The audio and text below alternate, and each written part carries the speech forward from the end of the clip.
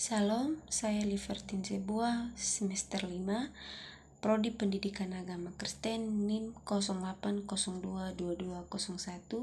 Pada video kali ini saya akan memaparkan tentang mata kuliah teologi sistematikal 4.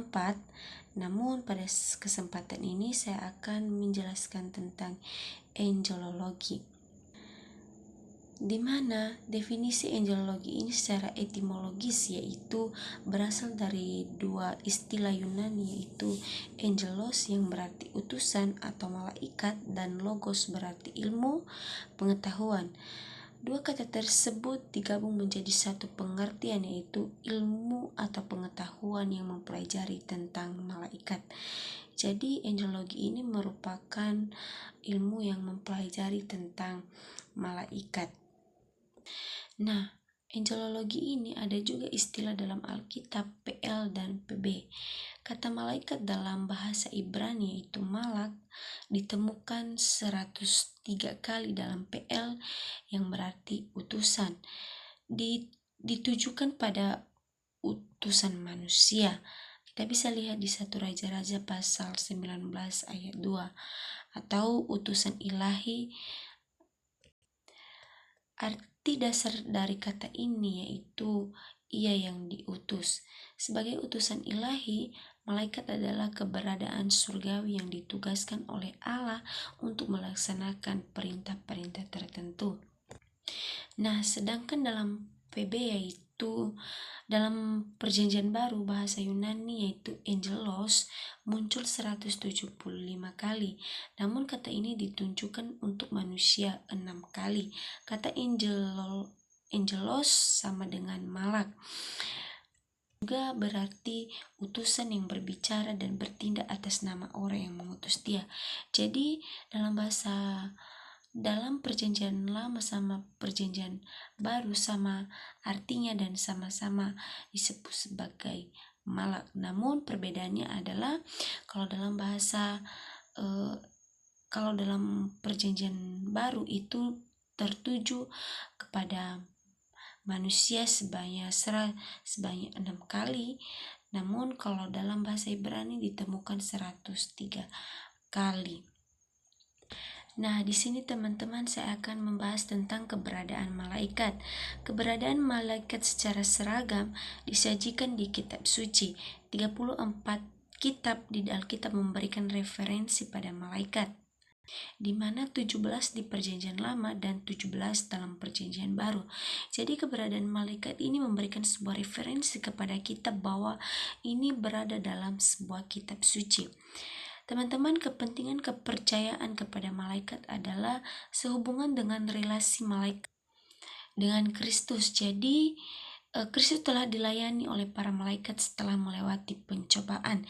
Ini bisa kita lihat di Matius pasal 4 ayat 11. Jadi teman-teman, di sini dijelaskan bahwa Kristus telah dilayani oleh para malaikat setelah melewati berbagai pencobaan. Jadi malaikat ini telah duluan melayani Kristus setelah ia melewati berbagai pencobaan.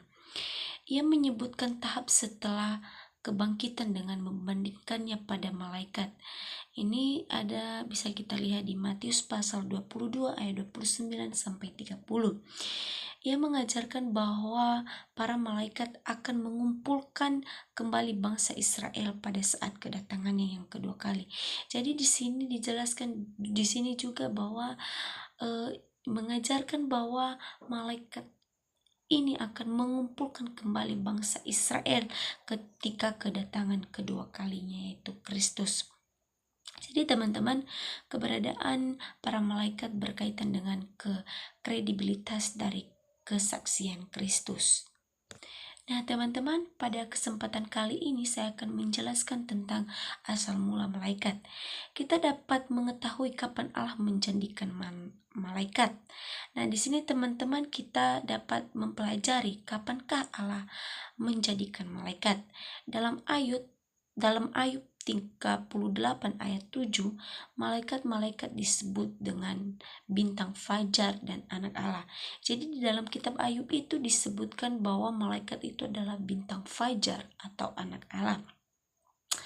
Malaikat-malaikat dijadikan pada saat Ia menciptakan langit dan bumi. Teman-teman, di sini dijelaskan bahwa malaikat itu diciptakan atau dijadikan pada saat Allah menciptakan langit dan bumi. Ini bisa kita lihat di Kejadian pasal 1 ayat 1 dan Ayub pasal 38 ayat 4 sampai 7. Dan mungkin sebelum dunia ini dijadikan, dan di sini juga diberikan bahwa mungkin sebelum dunia ini dijadikan, ini bisa kita lihat dalam Kolose pasal 1 ayat 16 dikemukakan bahwa mereka itu diciptakan oleh anak Allah dan untuk Dia. Nah, teman-teman, ini yang lebih serunya bahwa malaikat tidak sama dengan manusia. Mana tahu nanti kita berpikir bahwa karena dia ciptaan Allah berarti dia sama dengan manusia. Teman-teman, saya akan memberikan sebuah pemahaman kepada kita pada hari ini bahwa malaikat-malaikat itu tidak sama dengan manusia. Ada perbedaannya bahwa mereka itu lebih berkuasa dan lebih berpengetahuan daripada manusia, yaitu manusia dalam keadaannya sekarang. Kita bisa lihat di Mazmur pasal 8 ayat 6 dan Ibrani pasal 2 ayat 6 sampai 7. Nah, di sini teman-teman ada juga tugas dari malaikat, yaitu Tuhan memberi suatu tugas kepada malaikat-malaikat, yaitu menolong melaksanakan kehendak Allah bagi orang-orang saleh dan juga orang jahat. Nah, tugas malaikat ini teman-teman yaitu menolong melaksanakan apapun yang menjadi kehendak Allah. Ini terkhusus bagi orang-orang yang saleh maupun dia orang yang jahat. Nah, malaikat juga memimpin hal-hal yang berhubungan dengan kerajaan-kerajaan dan negara-negara. Selain dari menolong, malaikat juga memimpin hal-hal yang berhubungan mengenai dengan kerajaan-kerajaan dan negara-negara. Yang berikutnya teman-teman, malaikat juga bertugas untuk menjaga anak-anak. Jadi teman-teman, tugas malaikat itu yaitu menjaga semua anak-anak manusia. Yang berikutnya, malaikat membawa hamba-hamba Allah ke surga. Nanti apabila Tuhan Yesus kembali ke dunia ini, malaikat-malaikat akan menyertai Dia. Dan malaikat juga akan menghimpun semua umat pilihan Allah. Jadi teman-teman, kita telah mengetahui bahwa asal mula malaikat itu diciptakan oleh Allah ketika Ia menciptakan langit dan bumi. Di sini teman-teman, selain daripada tugas, ada juga natur dan atribut malaikat ini. Yaitu yang pertama, malaikat adalah keberadaan yang bersifat roh. Tentu di sini kita ketahui bahwa malaikat dapat menyatakan diri mereka pada manusia dalam wujud tubuh manusia.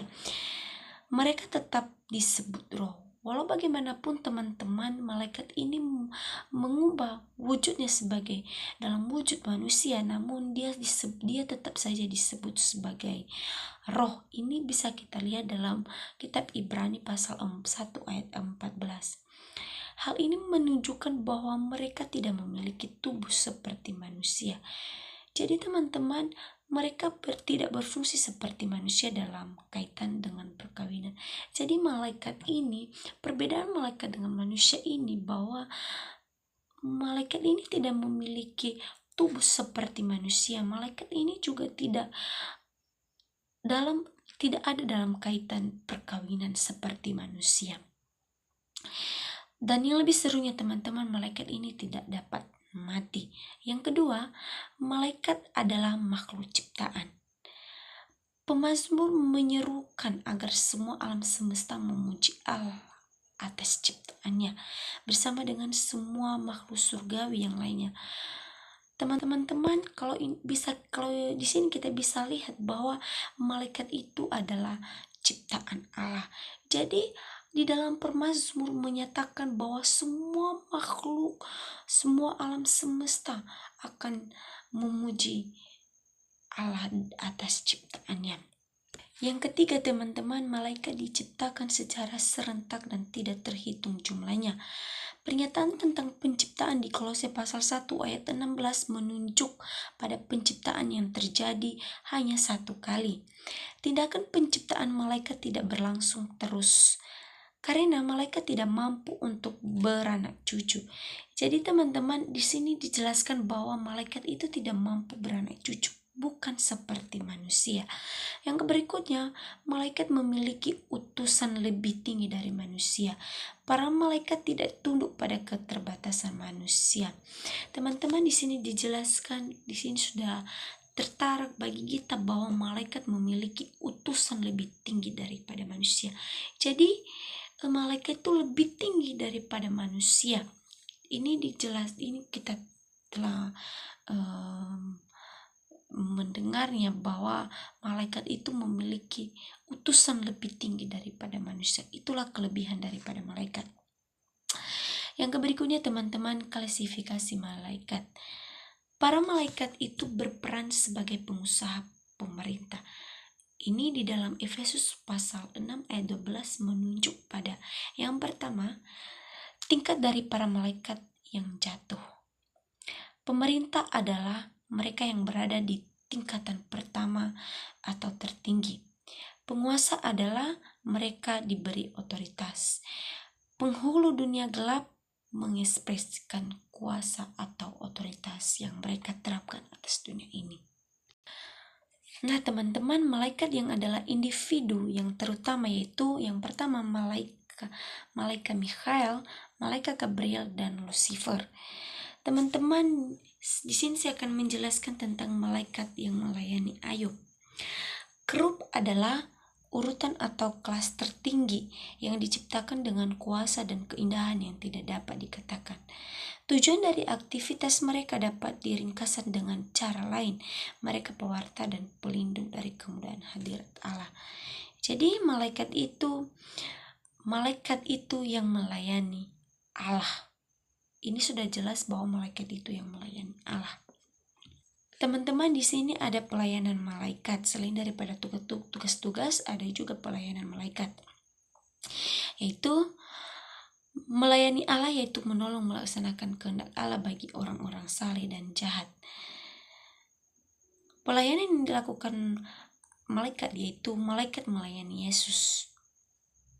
Yang kedua, malaikat melayani orang percaya. Selain melayani Yesus, malaikat juga melayani orang percaya. Yang terakhir teman-teman, relasi malaikat dengan orang tidak percaya. Para malaikat telah dan akan terus terlibat dalam penerapan penghakiman atas orang tidak percaya. Jadi ada juga hubungan malaikat dengan orang percaya, yaitu dalam penerapan penghakiman bagi orang-orang yang tidak percaya. Jadi teman-teman, angelologi ini merupakan ilmu yang mempelajari tentang malaikat-malaikat. Nah, di sini tadi saya sudah menjelaskan bagaimana asal-usul malaikat tersebut. Jadi teman-teman, angelologi ini adalah menjaga dan melindungi bagi setiap umat manusia. Demikian yang bisa saya paparkan pada kesempatan kali ini. Saya sapa kita semua. Shalom.